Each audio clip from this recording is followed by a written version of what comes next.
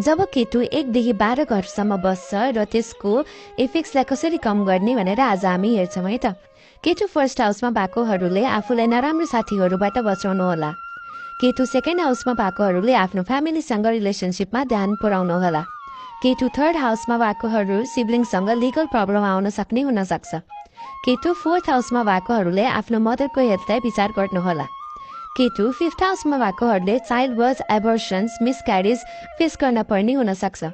K2 sixth हाउसमा हुँदा accidents र इन्जुरिजसँग बस्नुहोला।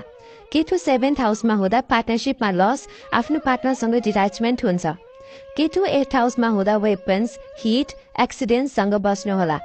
केटु नाइन्थ हाउसमा हुँदा फादरको हेल्थलाई विचार गर्नुहोला। केटु 10th हाउसमा हुँदा आफ्नो लाइफलाई पोजिटिभ लिएर बस्नुहोला। केटु 11thमा हुँदा वर्कमा डिभोसन लिएर आएको राम्रो हुन्छ।